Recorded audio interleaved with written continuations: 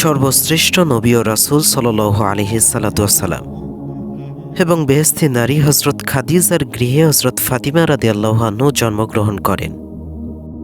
সবচেয়ে সম্মানিত গৃহ, অথচ পার্থিব দিক থেকে খুব কষ্টকর একটি গৃহে তিনি জন্মগ্রহণ নিলেন।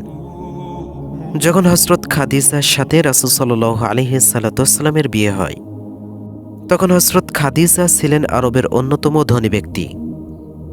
কিন্তু অসহায় মানুষের সেবা ও নিপীড়িত মুসলমানদের পেছনে ব্যয় করতে গিয়ে তিনি শোচনীয় অবস্থায় নিপতিত হন। ধর্মপ্রচারের কারণে রাসূলের ওপর কুরাইশরা নানাভাবে নির্যাতন শুরু করে। এভাবে হযরত ফাতিমা 2 বছর অতিক্রান্ত হয়। হযরত ফাতিমার জন্মের মাত্র 2 বছর পর তারা সবচেয়ে কঠিন অবস্থায় পড়েন।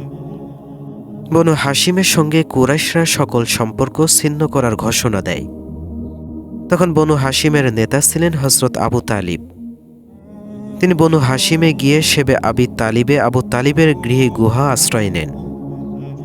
দিনের পর দিন তাদেরকে না খেয়ে থাকতে হতো। এতে মহিলাদের বুকের দুধ শুকিয়ে যায়। সন্তানরা দুধ না পেয়ে কেঁদে কেঁদে ঘুমিয়ে যেত। হযরত ফাতিমা শিশু অবস্থায় এমন অবস্থার মধ্যে পড়েন যে দীর্ঘ 3 বছর তারা এই অবস্থার মধ্যে কাটান। অবশেষে 3 বছর পর তারা এই অবরোধ থেকে বেরিয়ে আসেন। কিন্তু বৃদ্ধ বয়সে এত কষ্ট সহ্য করার পর সেই বছর হযরত ফাতিমার প্রাণপ্রিয় মা ইন্তেকাল করেন। যে বয়সে তার মাতৃস্নেহের প্রয়োজন, যে বয়সে তার লালিত পালিত হওয়ার কথা, সে বয়সে তার উপর রাসূলের দেখাশোনার দায়িত্বভার এসে পড়ে। তখন তার বয়স ছিল 5 বছর।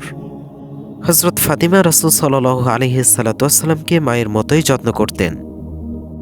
তার দিকে সবসময় তিনি খেয়াল রাখতেন।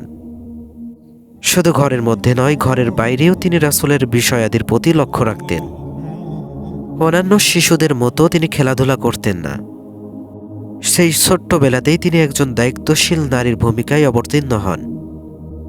যখনই তিনি জেনেছেন যে কাফের মুশরিকরা রাসূলকে নির্যাতন করছে, তখনই তিনি সেখানে ছুটে গেছেন এবং পিতাকে উদ্ধার করে নিয়ে এসেছেন। একবার আবু জাহেল ও তার সঙ্গীরা রাসূলের সিজদারত অবস্থায় মাথার উপর উঠের নাড়িভুড়ি চাপিয়ে দেয়।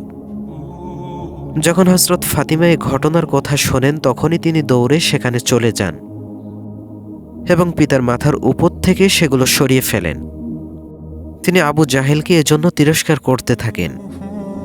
তিনি রাসূলের প্রতি এতটাই যত্নশীল ছিলেন যে রাসূল সাল্লাল্লাহু আলাইহি সাল্লাম তাকে উম্মুল আবিহা, তার পিতার মা বলে আখ্যায়িত করেন।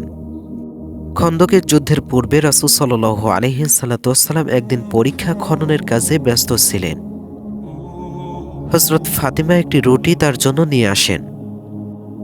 রাসূল সাল্লাল্লাহু আলাইহি সাল্লাম জিজ্ঞাসা করেন, এটি কি? ফাতিমা বলেন, সন্তানদের জন্য কয়েকটি রুটি বানিয়েছিলাম, সেখান থেকে একটি আপনার জন্য নিয়ে এসেছি। তখন রাসূল সাল্লাল্লাহু আলাইহি সাল্লাম বলেন, হে ফাতিমা, এটাই প্রথম খাদ্য যা 3 দিন পর তোমার পিতার নিকট পৌঁছেছে। তিনি তার ছোট্ট ছোট্ট সন্তানদের ওপরও রাসূলকে প্রাধান্য দিতেন। প্রতিবেশীরা খাবার পাঠালে তিনি রাসূলকে সঙ্গে না নিয়ে তাদেরকে সে খাবার খেতে দিতেন না। এভাবে রাসূলের ওফাত পর্যন্ত আমরা তাকে একজন মমতাময়ী মায়ের ভূমিকায় পাই, যিনি সত্যি উম্মুল আবিহা। কারণ রাসূল সাল্লাল্লাহু আলাইহি সাল্লাম যখনই তার নিকট আসতেন, সেজন্য মাতার সান্নিধ্য পেতেন এবং তার সকল দুঃখ কষ্ট দূর হয়ে যেত।